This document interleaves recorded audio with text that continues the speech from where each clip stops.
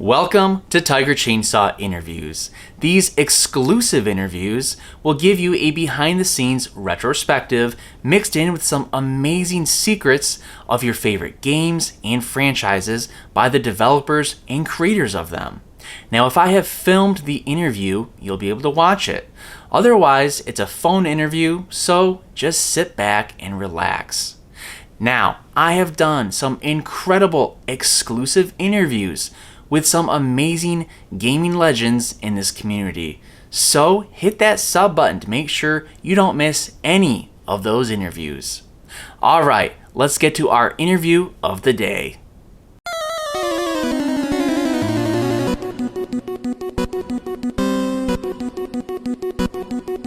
Alright, Aaron, so I guess what was your introduction to gaming and what were the games that you were playing growing up?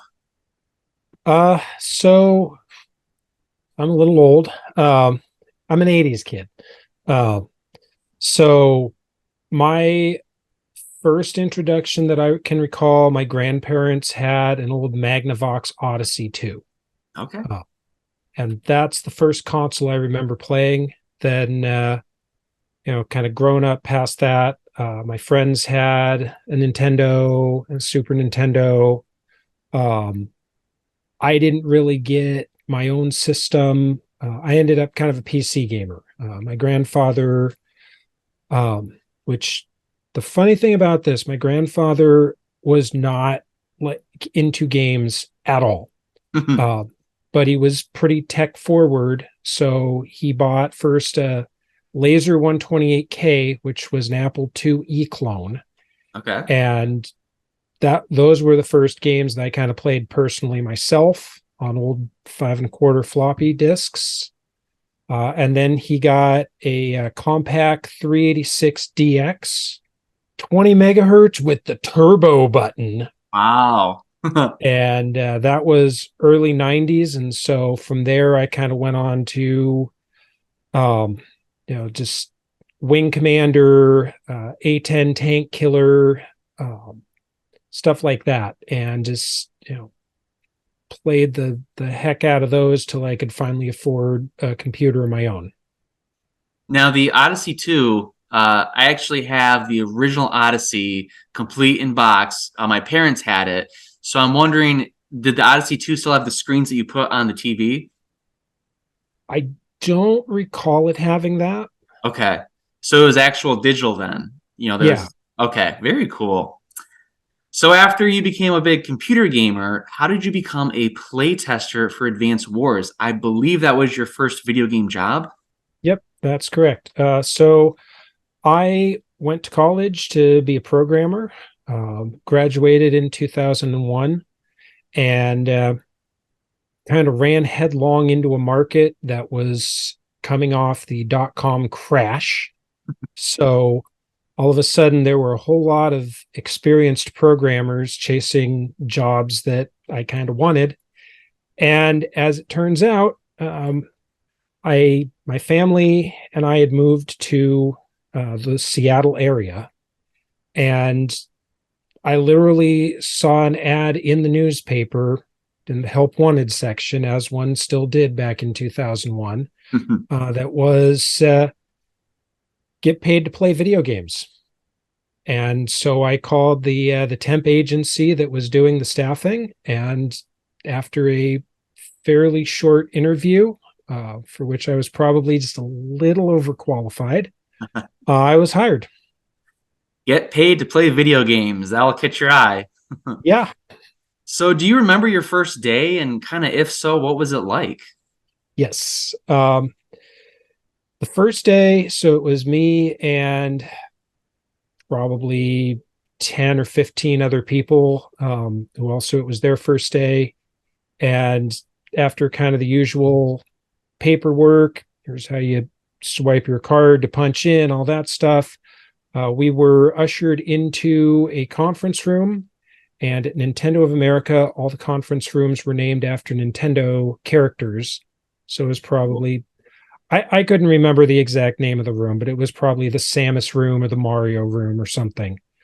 And we spent the first couple hours watching basically a video of here's bugs, which you could now, it'd basically be a YouTube blooper reel, pretty much. And so there was that. There was a little bit of training on here's how you write a bug in the bug database system, and some very repeated, very, very stressed comments about if you are testing on console, thou shalt keep thy VCR running at all times. Yes, we actually, for consoles, we had a TV and a VCR, and that was how you recorded bugs, was on a VCR tape. That's pretty cool to hear that back then. Now, you answered my question about you were employed by Nintendo, correct? Well, I was employed by a temp agency that Right. staffed. But working at Nintendo technically, correct? Yes. Okay. So can you kind of take us back to that room, whether it was the Mario or Samus room? What was the atmosphere like? What were your coworkers like? Were you guys like a fun bunch, or was it more serious? Kind of what was the vibe? It was, I think everybody was trying to be serious because for a lot of us, this was kind of like our first big boy, big girl job. And, but at the same time, it was also, man, we're here to get to play video games. And then kind of after that, they took us out, and the way, like, it was just this big, if you imagine like a warehouse kind of floor, is just this big open area and these rows of little 3-sided cubicles. Okay. So it's just kind of, okay, you're on this team, you're going to be over here. You're on this team, you're going to be over there, kind of deal, and meet your neighbors a little bit. So did you get to choose Advance Wars, or did they kind of assign it to you? And can you kind of take me through your typical day of helping playtest Advance Wars? What were your duties or responsibilities? Yeah. So everything was assigned to you. You went on a team, and that's where you were till the game shipped, till you moved to a different product. Kind of how it worked. I'll tell you the funny thing, I didn't actually start with Advanced Wars. I had a week first before that where they just needed basically a warm body to test another product that was going out the door. So actually my first title, I can never forget, is burned into my brain. I was testing French and German localization for Hamtaro 3, Ham Heartbreaker for Game Boy Advance. Is that the cute little like hamster character? Yeah, the little dancing hamster. Yeah. What an introduction. Yeah. So, and then they moved me over to Advance Wars, which was much better. Yeah. Not the least of which because I could play in English. Well, yeah, that probably helps a little bit. Yeah. So, yeah, go ahead. But yeah, to actually answer the question about kind of a day in the life, you'd clock in. It was an 8 to 5 job, unless you were working overtime, and oh boy, did we work a lot of overtime. But you'd clock in, you'd go to your desk, you'd basically see if there was a new build, or if you were on the same build as the day before. For the Game Boy Advance games, it was literally, I even have a convenient prop here. It was literally just like a regular little GBA. Yeah. With a very modded, instead of just the typical game card, it was this super modded one that had chips sticking out the top so they could flash new builds on it. Okay. And so you'd come in, you'd get your Game Boy and your build for the day. And some people had assignments like play this character on these levels kind of thing. If memory serves, I just kind of had a general, just go through the game, just play it, try and find bugs. It was fairly close to launch at this point, so they were kind of in their just play it and find anything weird state. So Okay. looking for everything from random text bugs that where the text didn't fit the lines or whatever to, game crashes. That was the big thing, right? You don't want the game to crash. And did that happen at all to you? Were you finding bugs, or was it pretty much solid? I I think I found a few bugs. I couldn't say like precisely uh how many I found, but I definitely wrote up a few, probably mostly like nitpicky text things. Um, but yeah, What were your impressions of Advance Wars? Did you think that Nintendo had another hit on its hands? I thought it was a lot of fun. I was, kind of a turn-based strategy gamer more on PC before that. Um, so one of my impressions was it's really cool to have a little handheld turn-based strategy game that actually has some decent tactics associated with it. Um, yeah, I hoped it was going to be a hit. Um, Yeah, yeah, it's a fun game. I remember finally beating it and it taking about 45 minutes on the final mission. Like you really got to think you got to think 5 moves ahead sometimes. But I thought it was a very satisfying game. oh yeah. So I guess when you look back as your time as a playtester, what's that one memory that you'll never forget? You know, it could be something funny, it could be something serious, but when you think back on that era, you'll never forget it. Uh, okay. This wasn't on Advance Wars. But after Advance Wars, I moved on to a couple of GameCube titles. And so to go back to when I mentioned crashes, I don't know if Nintendo still does this, but at the time they were very much still in their Nintendo seal of approval, stamp of quality thing. And one of their requirements before a game could go gold was it had to go through X number of hours in testing without a crash. Oh, So I was on the test team for Super Smash Brothers Melee for the GameCube. That thing came down to the absolute wire, to the point where to get the required number of hours, they said, okay, everybody, we're going to run a 24-hour shift. What? oh, oh. Yes. I heard that right. 24 hours. All right. 24 hours. Yes. Now, bunch of 18 to early 20 somethings, where we're all getting paid time and a half pretty much for almost that whole thing. So that sounds pretty good. But yeah, 24-hour marathon in the office, um, playing Smash. That was one where you were definitely kind of headphones off, talking to your, people around you a lot. There were some people who they must have not pulled an all-nighter in college like ever, and they're just, it gets to be 2 a.m. and they're just dropping. I bet. Uh, but it was just one of those hilarious moments. You got done and you're like, I can't believe we just did this. Yeah. Give me a And then bet. I had a 45-minute drive home. Oh, that's So dangerous. I called my fiance at the time. I'm just like, I've been up for about 26 hours. I need you to talk to me so I don't fall asleep at the wheel here. Yeah, I believe it. Jeez. Wow, that's a fun memory though. I bet you that was a fun time. So something that I've noticed is that when I interview people that have worked for Nintendo, they sign these NDAs, and some of them are super strict. So it's from the last day of employment. Some of them last over 10 years.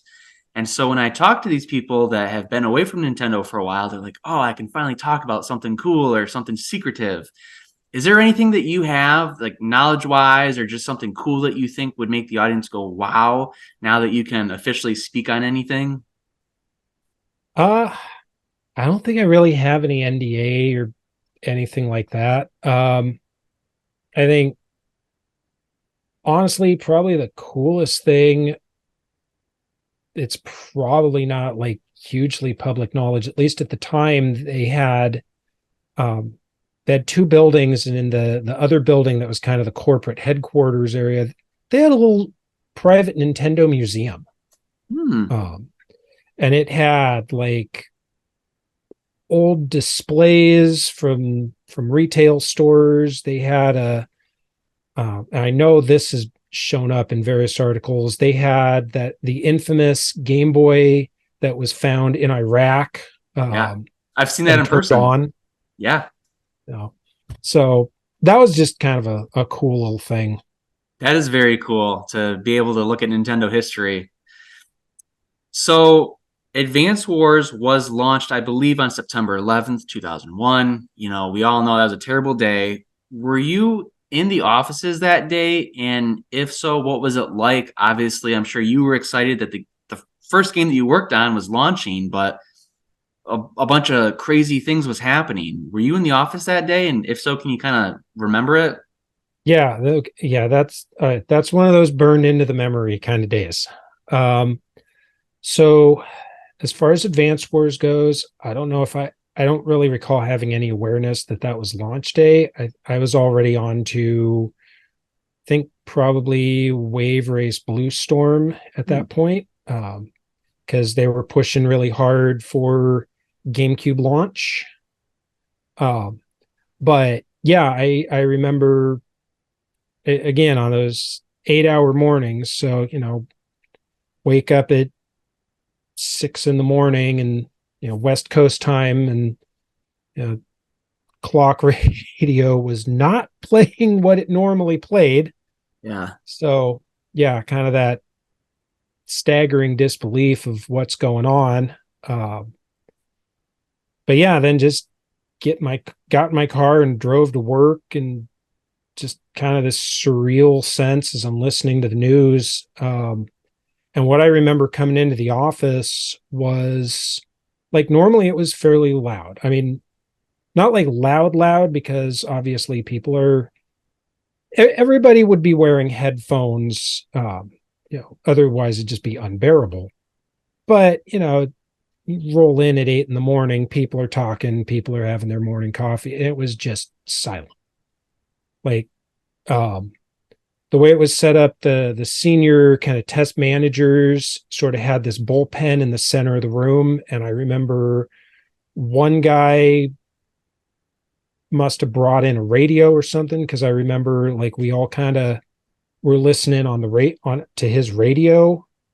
But it was just this very surreal, very silent kind of day. I think everybody was just sort of shocked and in disbelief of what was happening, and kind of wondering what's next, and why are we here messing around with video games right now. Yeah. Yeah. That was a very challenging day, I'm sure. Just so strange that obviously Advance Wars launched that day, but like you said, you probably weren't even aware of that at the time. But let's go to some more positive stuff. Since becoming a playtester, you went on to have a very successful career in video games. You worked on some really cool franchises like Unreal Championship, the F.E.A.R series, the Lord of the Rings on the Xbox, and Forza. So, out of all the positions that you've held in your video game career, what's been the most satisfying?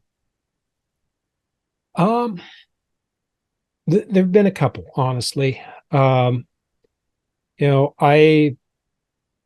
always have kind of a soft spot in my heart for the F.E.A.R series. F.E.A.R 2 in particular, because that was one where I got to um Got them all right here. nice, I love it. Yeah. F.E.A.R 2 in particular, just because I got to be with that team all the way from early prototypes when it wasn't even a F.E.A.R game, all the way to launch and post-launch support and everything. So that's special for that. Forza 5 was another big one for me. Ironically, that's the only one where my last kid was born during Forza 5. So she gets the honor of being a Forza 5 project baby in the credits. Very nice. Um, but I've always been kind of a airplane geek, a little bit of a car geek. So really getting more into kind of the motorsports and cars thing was a lot of fun, kind of a dream come true. And got to be over on the audio side for that, which was a really neat kind of meshing of some of my other talents as well. So that was really good. And then kind of the last thing I did in gaming was working on Microsoft's first HoloLens prototype, and kind of going out working on mixed reality. Really felt like cutting edge hardware. Was just a great way to go out, basically. What was the HoloLens?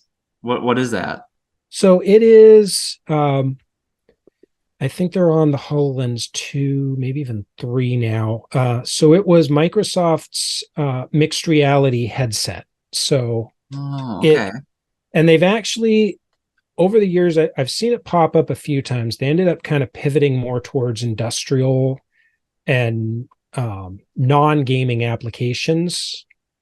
But yeah, it's interesting. Like, so Meta just released the Quest 3, a few months ago, and one of their big things was showing the mixed reality. Like, you can see your real world, and then it's Yeah. got this overlay. Yeah, Microsoft was doing that in 2015. Wow. That is cutting edge technology. That's pretty Yeah. cool. The crazy thing is, it's still cutting edge Yeah. technology. Yeah. Wow, that's pretty awesome. Aaron, what are you up to now? Are you still in the video game industry? Are you doing something else? Are you retired? What takes up your time? And feel free to plug in any projects or social media that we can look at for you. All right. Yeah, absolutely. So I am definitely not retired. I am my goal was always to kind of move from QA over to actual software engineering, and I did that, just not in game dev. So that's what I still do. Is I'm still a software engineer. Who knows? Maybe I'll come back to game dev at some point. Um, I also do a little bit of writing on the side for a gaming website. So still kind of keep it. I can't quite stay completely away. Keeps So pulling I you still back. write game reviews, and I play retro games on Twitch. I'm probably on Twitch a couple times a week, playing retro like 90s and early 2000s games. It's my favorite Uh, era. and What's yeah, your other than that, what's your Twitch the handle? Caster Clan, CASTERCLAN. All right, I'll have to plug that. And other than that, I of all the weird things for a formerly sedentary gamer to get into, I got hooked on MMOs, and then I got unhooked on MMOs because I got hooked on running marathons. So I went from the gear treadmill to the real treadmill. I ran 1 mile today and I was absolutely miserable the entire time. So I can't imagine how you're running marathons out there. Well, see, the nice thing is once you get past about 3 miles, like all the stress and I can't emotions and everything, well, those are quitter emotions, and they want to be back on the couch binge watching Netflix. So Yep. by the time I get past the 3rd mile on a training day, they're all, yeah, we'll see you back at home. And then I get about a half hour of just peace and quiet. That's nice. I got to find that runner's high sometime. Took But me a while, believe me. yeah, Aaron, thank you so much for your time today. I really appreciate it, and it's been really fun to go down memory lane with you and learn a little bit more about your career and Advance Wars. Is there any other thing that you'd like to say, or just anything that you think would be interesting about your career, or just anything in general? I think, and thank you so much for having me on. It's an absolute pleasure. I think, you know, if anybody is watching and they are considering going into gaming, you know, go for it. I mean, you may not. My career has absolutely not been the track that I thought it would be. Um, my career track is probably not one that I would honestly recommend, but I don't think you could follow it even if you tried. It's just been that weird. Um, but I would say just go for it. Take the leap and see what happens. I'm not especially talented or gifted. Sometimes it's just a matter of keep plugging away and trying until something hits.